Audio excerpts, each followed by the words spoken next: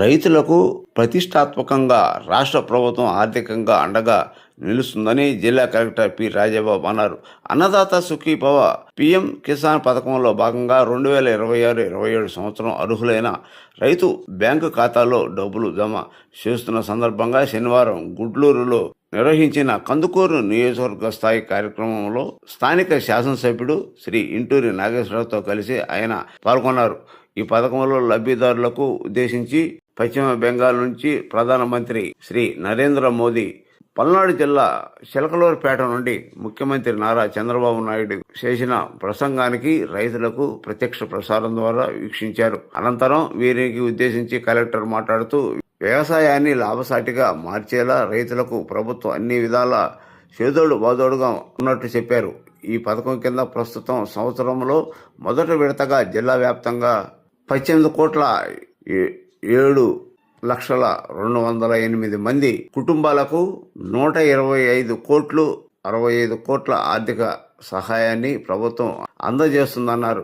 కేంద్ర ప్రభుత్వం రెండు కలిపితే 3,225 కోట్లు అన్నదాత సుఖీభవ, అదేవిధంగా రాష్ట్రం చేస్తున్నటువంటి వివిధ కార్యక్రమాల గురించి కూడా రైతుకి ఎలా లాభపడాలో, లాభం కలిగించేటువంటి పాలసీస్ ఎట్లా చేస్తున్నారు అనేది అందరికీ కూడా తెలియజేయడం జరిగింది.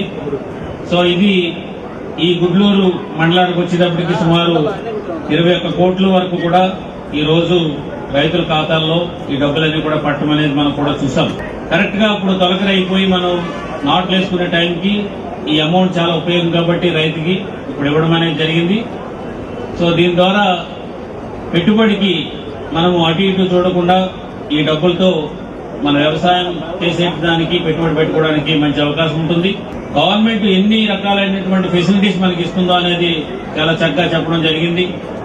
టెక్నాలజీ వచ్చింది, మనకి ఇప్పుడు అన్ని కూడా మన చేతిలోనే అన్ని కూడా అందుబాటులో ఉన్నాయి.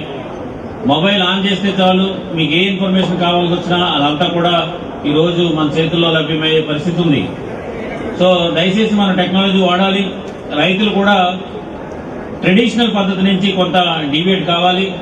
ఎప్పుడు నేను వరేస్తానని చెప్పి వరేయడం, ఎప్పుడు పొగాకు వేస్తానని చెప్పి పొగాకు వేయడం, ఎప్పుడు మొక్కజొన్నని మొక్కజొన్న వేయడం కాకపోకుండా పంటను కూడా మనం లాభసాటిగా ఉండేలాగా మార్చుకుంటూ ఉండాలి.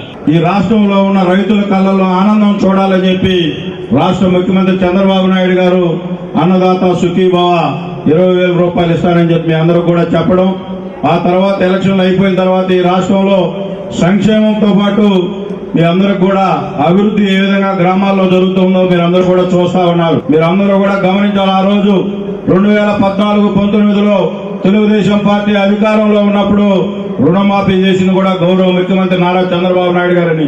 రాష్ట్రంలో ఒక శుభ పరిపాలన నడుస్తా ఉంది.